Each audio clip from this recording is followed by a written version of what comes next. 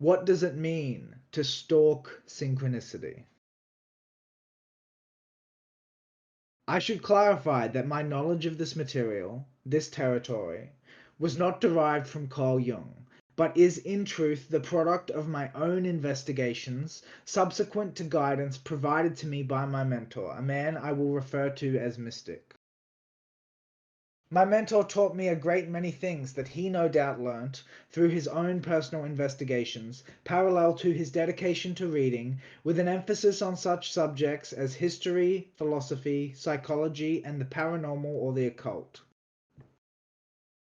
Much of the material that I explore with you in this lecture today and in this lecture series more generally is derived from my investigations of the subjects about which he taught me, as my curiosity into his compendium of ideas, as it were, led me to insist upon my own exploration of the territory. Who can believe stories such as these, after all?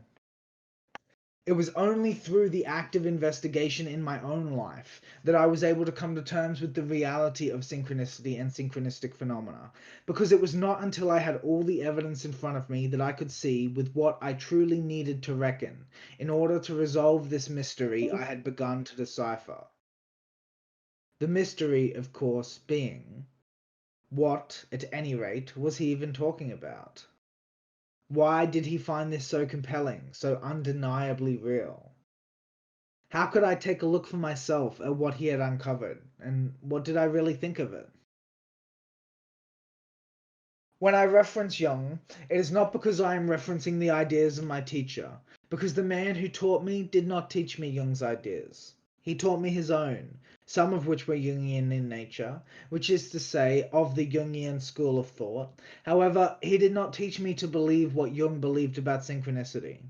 He taught me what Jung had said, and he recounted to me his own experiences, as well as many stories he had heard told by others and found written in books, and together he and I discussed the phenomenal qualities associated with those stories, and how one could cultivate such qualities in their own experiences of the world. Despite the fact that my education did not come directly from reading Jung, this was a secondary resource that I utilized during my time working with Mystic, not a primary source of my learning. Much of the material that Mystic taught me about was, directly or otherwise, associated with the Jungian methods of analytical psychology and by extension the Jungian techniques of dream interpretation, while also being intricately related to the Jungian idea of synchronicity, though he claimed to have traced this specific concept back through the annals of history to ancient Sumeria, and I would dare say, from the evidence that he presented to me at least, that he was right. During the course of my work with him, there were a few subjects upon which we focused, which are now consequently the focus of this series of lectures. Chiefly among them, and therefore warranting a special mention, is the study of alchemy, knowledge of which is both inherent within and crucial for the developmental pattern that humanity tends to inhabit.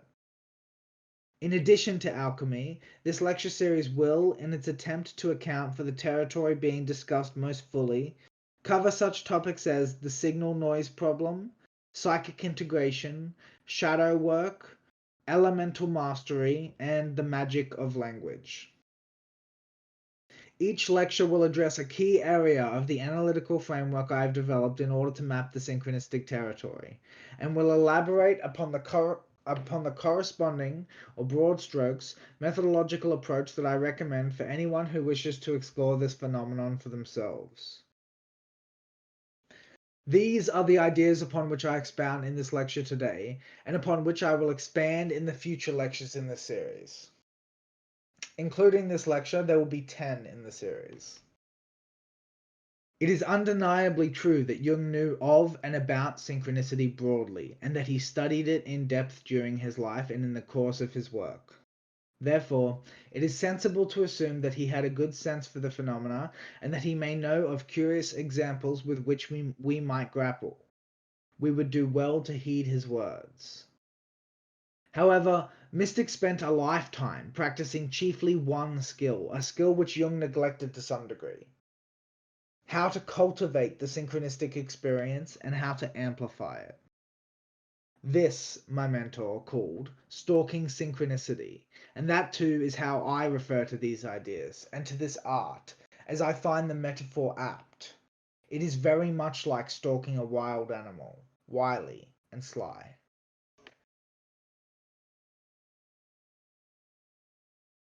Now let's talk about some common definitions of synchronicity. Here I will provide several definitions Jung outlined, then one of my own which I find a touch more helpful for the cultivation of openness and awareness in relation to the idea being described. Jung writes, how are we to recognize acausal combinations of events, since it is obviously impossible to examine all chance happenings for their causality? The answer to this is that acausal events may be expected most readily where, on closer reflection, a causal connection appears to be inconceivable. For wherever a cause is even remotely thinkable, synchronicity becomes an exceedingly doubtful proposition. It is impossible with our present resources to explain ESP or the fact of meaningful coincidence as a phenomenon of energy. This makes an end of the causal explanation as well, for effect cannot be understood as anything except a phenomenon of energy. Therefore, it cannot be a question of cause and effect, but of a falling together in time, a kind of simultaneity. Because of this quality of simultaneity, I have picked on the term synchronicity to designate a hypothetical factor equal in rank to causality as a principle of explanation. Here I would like to call attention to a possible misunderstanding which may be occasioned by the term synchronicity. I chose this term because the simultaneous occurrence of two meaningfully but not causally connected events seemed to me to be an essential criterion. I am therefore using the general concept of synchronicity in the special sense of a coincidence in time of two or more causally unrelated events which have the same or similar meaning, in contrast to synchronism, which simply means the simultaneous occurrence of two events. Synchronicity therefore means the simultaneous occurrence of a certain psychic state with one or more external events which appear as meaningful parallels to the momentary subjective state, and in certain cases, vice versa. The occurrence of a meaningful coincidence in time can take three forms. A. The coincidence of a certain psychic content with a corresponding objective process which is perceived to take place simultaneously. B. The coincidence of a subjective psychic state with a phantasm, a dream or a vision, which later turns out to be a more or less faithful reflection of a synchronistic objective event that took place more or less simultaneously, but at a distance. C. The same, except that the event perceived takes place in the future and is represented in the present only by a phantasm that corresponds to it.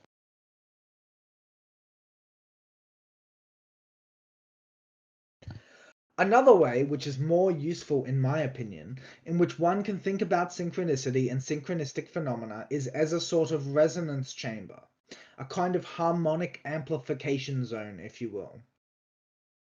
This resonance chamber is manifest from the recursive feedback loop which exists between the interpretation one projects onto the world and the phenomenological perceptions of that world that they then experience. Specifically, it begins to occur when two or more people are able to maintain a resonant, authentic connection and elevate one another continually through a progressive developmental dialogue that includes all of the facts of experience. Synchronicity is a phenomenon which is extraordinarily difficult to discover without a genuine willingness to have an open discussion about it, because the phenomenon is precipitated in one's reality through a cultivation of awareness in relation to it. The very content of the dialogue one has about synchronicity will often appear in other contexts for both participants, spawning new parallels for each to follow and later discuss further.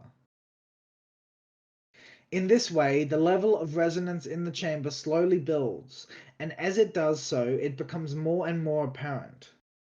However, one must note that if their reaction to this quality of resonance is to put padding on the walls, so to speak, which is an unconscious compulsion to rationalize the anomalous facts away, then it will be unsurprising when dialogues with them fail to contain that quality. One cannot find something that one will not look for. Thus, one way that you can approach this discussion if you have never experienced anything like what is being described before is simply this.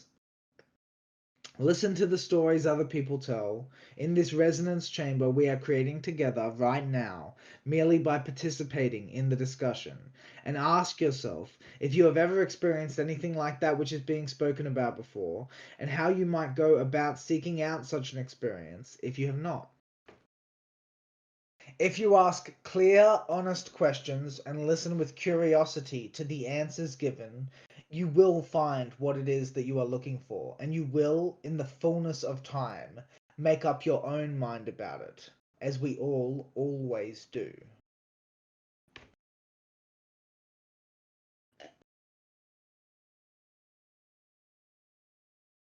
Now that we have outlined some definitions, let us examine some notable examples of synchronicity, upon which one ought to meditate if one truly seeks to understand this material and really wishes to cast conscious light upon it.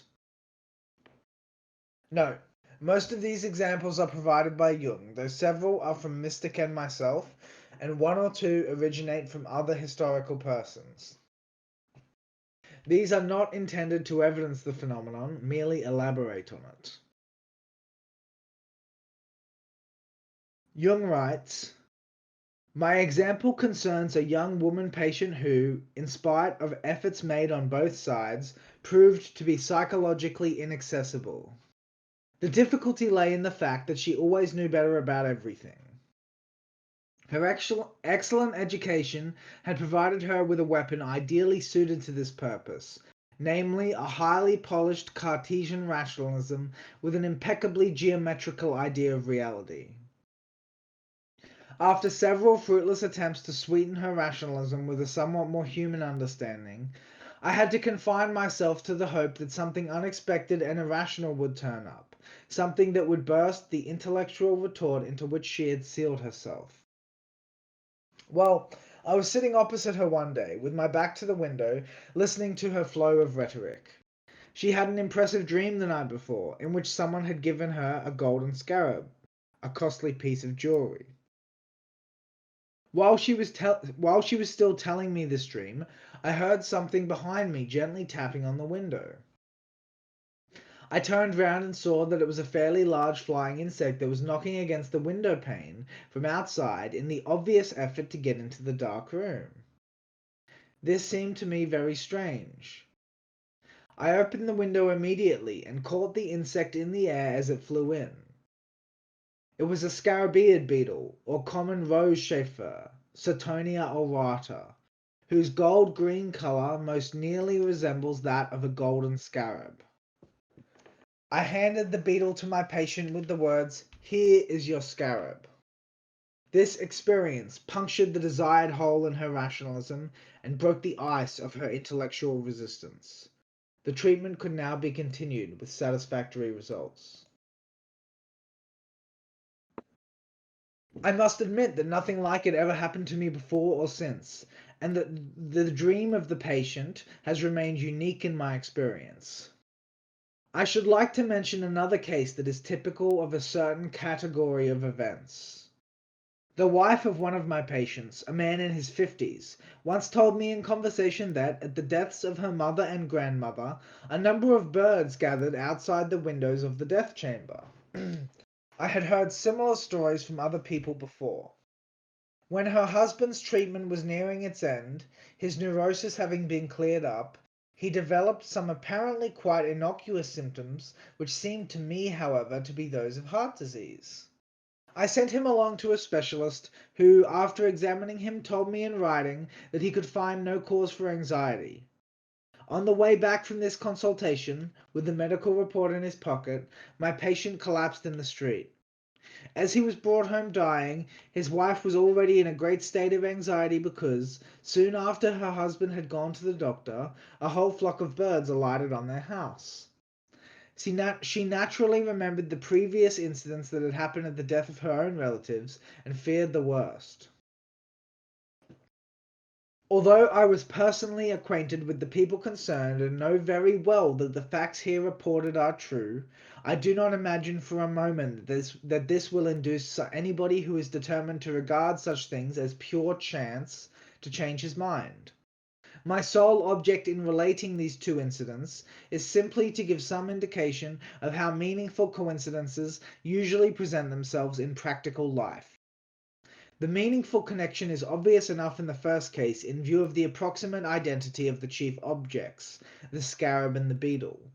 But in the second case, the death and the flock of birds seem to be incommensurable with one another. If one considers, however, that in the Babylonian Hades the souls wore a feather dress, and that in ancient Egypt the ba or soul was thought of as a bird, it is not too far-fetched to suppose that there may be some archetypal symbolism at work. Had such an incident occurred in a dream, that interpretation would be justified by the comparative psychological material. There also seems to be an archetypal foundation to the first case.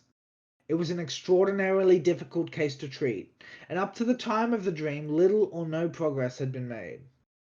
I should explain that the main reason for this was my patient's animus, which was steeped in Cartesian philosophy and clung so rigidly to its own idea of reality that the efforts of 3 doctors, I was the third, had not been able to weaken it.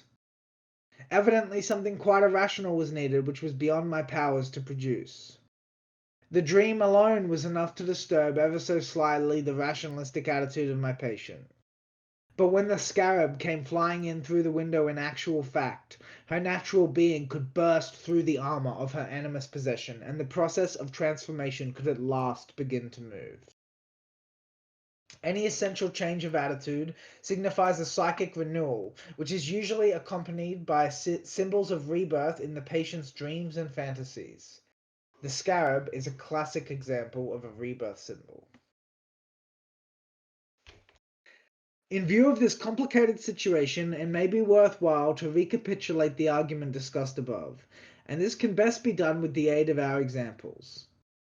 In Ryan's experiment, I made the assumption that, owing to the tense expectation or emotional state of the subject, an already existing, correct but unconscious image of the result enables his conscious mind to score a more than chance number of hits. The scarab dream is a conscious representation arising from an unconscious, already existing image of the situation that will occur on the following day, i.e. the recounting of the dream and the appearance of the rose chauffeur. The wife of the patient who died had an unconscious knowledge of the impending death. The flock of birds evoked the corresponding memory images and consequently her fear. In all these cases, and others like them, there seems to be an a priori, causally inexplicable knowledge of a situation which at the time is unknowable. Synchronicity therefore consists of 2 factors. First, an unconscious image comes into consciousness either directly, i.e. literally, or indirectly, symbolized or suggested, in the form of a dream, idea, or premonition.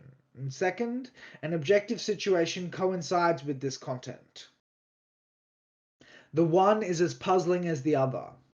How does the unconscious image arise, and how the coincidence? I understand only too well why people prefer to doubt the reality of these things. Now, the more the foreseen details of an event pile up, the more definite is the impression of an existing foreknowledge, and the more improbable does chance become. I remember the story of a student friend whose father had promised him a trip to Spain if he passed his final examination satisfactorily. My friend thereupon dreamed that he was walking through a Spanish city. The street led to a square where there was a Gothic cathedral. He then turned right around a corner into another street. There he was met by an elegant carriage drawn by 2 cream-colored horses. Then he woke up. He told us about the dream as we were sitting round a table drinking beer. Shortly afterward, having successfully passed his examinations, he went to Spain, and there, in one of the streets, he recognized the city of his dream. He found the square and the cathedral, which exactly corresponded to the dream image. He wanted to go straight to the cathedral, but then he remembered that in the dream he had turned right at the corner into another street. He was curious to find out whether his dream would be corroborated further. Hardly had he turned the corner when he saw in reality the carriage with the two cream-coloured horses. The French writer Émile Deschamps claims in his memoirs that in 1805 he was treated to some plum pudding by a stranger named Monsieur de Fontgibu. 10 years later, the writer encountered plum pudding on the menu of a Paris restaurant and wanted to order some, but the waiter told him that the last dish had already been served to another customer, who turned out to be de Fontgibu. Many years later, in 1832, Deschamps was at a dinner and once again ordered plum pudding. He recalled the earlier incident and told his friends that only de Fontgibu was missing to make the setting complete. And in the same instant, the now senile de Fontgibu entered the room, having got the wrong address. Now, I wish to briefly comment on this example in order to emphasize the element of the story which is the last thing mentioned. For until this moment, this series of coincidences, however unbelievable they may seem, appear to fall within the bounds of rational expectations. Yet, with the addition of the detail that de Fontgibu is not only now senile, but has made a mistake in relation to the address, which is to say that he was not meant to be there, so to speak, elevates the improbability of this incident in an astronomical way. It truly beggars belief to suggest that the last detail can quietly be added to the pile as if it were merely one more in the series. Jung writes, thus he relates that, while writing his book on the atmosphere, he was just at the chapter on wind force when a sudden gust of wind swept all his papers off the table and blew them out the window. This example reminds me of a pair of examples recounted to me by Mystic during our work together, which I will attempt to reproduce here as reliably as I can, followed by my own story in relation to this particular theme. The first story was the immediate association in my mind from the above quote, but it has a similar theme to the second and third stories both.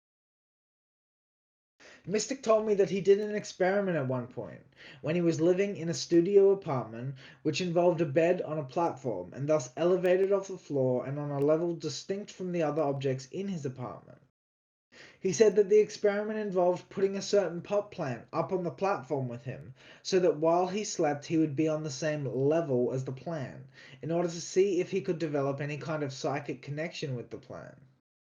A strange experiment, to be sure, but he was sometimes a strange man, though no less brilliant because of it, and oftentimes more so, in fact. Regardless, as the story went, one night he was asleep and during a dream he suddenly had the most powerful impression or intuition that he ought to wake up because the plant was in danger and needed his help. This he did, but when he awoke nothing was amiss and the plant was standing just where it always was, unharmed. Moments later, a gust of wind blew through his open window and unbalanced the plant, threatening to knock it over and off the platform, but for the fact that Mystic had awoken, for he reached out and caught it, preventing it from falling and thus being harmed. Now, I'm not asking you to make anything in particular of this story, as I myself found it very difficult to believe. However, there it is. That is what he told me, and I did not know him to be an intellectually dishonest man. The second story concerns the same theme. However, it is a more direct type of event, and consequently it sounds much more ridiculous when you hear it. This story, you will think, simply must be false, because such a thing cannot happen in the reality you inhabit. If it could, you would know. Right? I thought so too, and I found this story absurd to say the least. Curious, so very curious, but clearly impossible. Right? Well, listen to this. The setting of the story, from memory, is that he was experiencing a breakup with a woman he was involved with, and was thus in an elevated emotional state. His internal weather was chaotic, one might say. It went like this. As he came to his door and laid eyes on a woman on a bicycle riding up his road, the weather suddenly shifted as his mood shifted too. The one moment it was storming and raining, and the next it was snowing, beautiful, white and pure. This woman would then stop to speak to him for some reason, and they would strike up a conversation which had resonant connections for the both of them. There were many curious details in the story, such as the fact that he had a dream involving her and lice that night, only to wake up to find that he had caught them. This in itself is of course barely worth mentioning, except that he said she later went on to study lice in a professional capacity, which is curious indeed. However, what I found most curious was the notion that it was possible for a particularly resonant psychic state to effect an immediate and instantaneous transformation in the localized weather patterns, such that they mirror the internal weather of the resonant individual. This I found particularly hard to believe, yet intriguing nonetheless.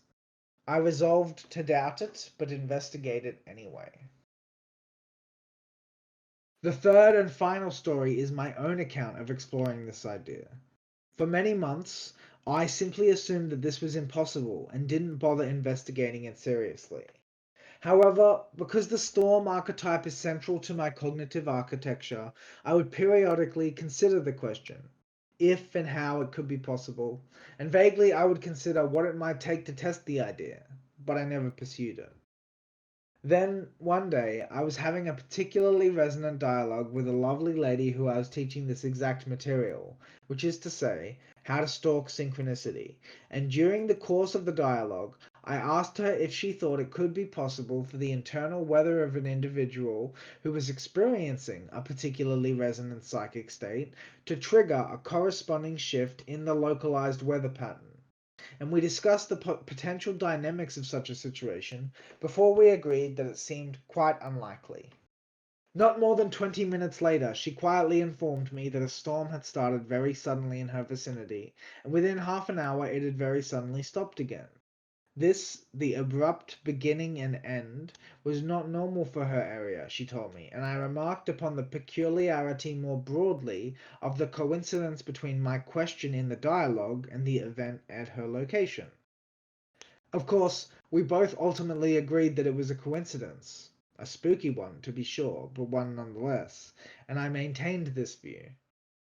Until I experienced it again, 2 more times within the next 2 weeks. On both occasions, an invocation of the storm idea was correlated with the sudden onset of chaotic weather, and on one of the occasions the weather appeared to parallel my internal emotive state of affairs, shifting in sync with them. I could continue to furnish you with details of this particular theme, which is very resonant in my phenomenology and recurs in very strange ways for me, but it would be simpler to move on to more general terms. Jung writes, when coincidences pile up in this way, one cannot help being impressed by them. For the greater the number of terms in such a series, or the more unusual its character, the more improbable it becomes.